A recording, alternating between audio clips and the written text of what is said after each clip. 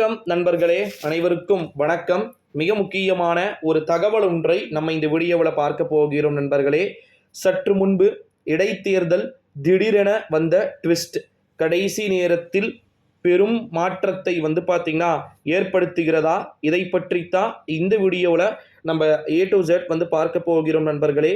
குறிப்பாக இப்போ இருக்கக்கூடிய கண்டிஷன் அடிப்படையில் பார்த்தீங்க அப்படின்னா விக்கிரவாண்டிக்கான இடைத்தேர்தல் என்பது நடைபெறப் போகிறது. ஸோ இந்த விக்கிரவாண்டிக்கான இடைத்தேர்தலில் யார் வெற்றியை பெறுகிறார்கள் என்பது தாண்டி மிகப்பெரிய சிக்கல்கள் அப்படின்றது தொடர்ந்து எழுந்திருக்கிறத நம்மளால் பார்க்க முடிகிறது.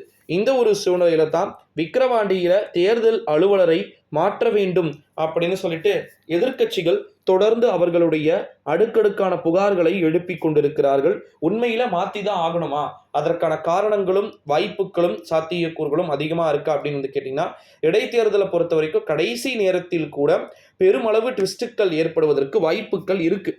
ஏன்னா இடைத்தேர்தலை பொறுத்த வரைக்கும் எப்பவுமே நிறைய மேஜிக் நடக்கும். நிறைய பணத்தை பரிசாக பொதுமக்களுக்கு கொடுப்பாங்க ஆளுங்கட்சியினர் பொறுத்த வரைக்கும். இப்போ இந்த முறை ஒரு தேர்தலில் ஒரு ஆளுங்கட்சி மட்டும் போட்டியிடுகிறது. எதிர்க்கட்சியின் சார்பில் இருக்கக்கூடிய கட்சி போட்டியே இடலை. ஓகேங்களா? அப்போ இது இடைத்தேர்தலை முற்றிலும் தடுத்து நிறுத்துறதுக்கான பிளானா, இது வியூகம் அப்படின்னு சொல்றாங்க. பட் நோ வியூகம். இது கிளியர் கட்டாக தெரியுது.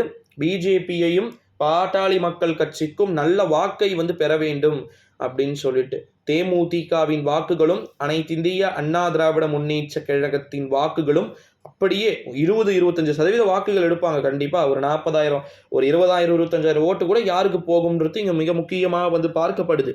ஸோ இந்த ஒரு சூழ்நிலையிலே கடைசி நேரத்தில் இந்த தேர்தல் ரத்தாகினாலும் கூட ஆச்சரியப்படுவதற்கு கிடையாது அப்படின்னு சொல்லிட்டு ஒரு சில புறம் தகவல்கள் வெளியானாலும் கூட கடைசி நேர ட்விஸ்ட் வரைக்கும் விக்கிரவாண்டியில் மட்டும் நாம் பொறுத்திருந்து பார்க்க வேண்டிய ஒரு சூழல்கள் அப்படின்றது ஏற்பட்டு கொண்டிருப்பதாக தகவல்கள் என்பது நமக்கு தெரிகின்றது. இந்த ஒரு சூழ்நிலையில தான் இடைத்தேர்தல்கள் ஃபார்முலா அடுத்தடுத்த கட்டங்களாக கடைசி நேரத்தில் பெருமளவு மாற்றங்கள் ஏற்படக்கூடும் என்று எதிர்பார்க்கப்படுகிறது.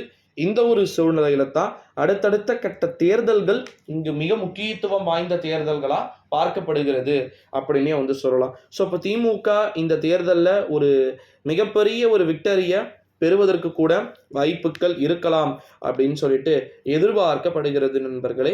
கடைசி நேரத்தில் பெருமளவு மாற்றங்கள் ஏற்படலாம் அப்படின்னு சொல்லிட்டு எதிர்பார்க்கப்படுகிறது. குறிப்பிட்ட சில தொகுதிகள் என்பதனால அடுத்தடுத்து வரக்கூடிய விஷயங்கள் விக்கிரவாண்டியில ஒரு மிக முக்கியத்துவத்தை ஏற்படுத்துகிறது அப்படின்னே சொல்லலாம். ஸோ தொடர்ந்து பொறுத்திருந்து பார்க்கலாம்.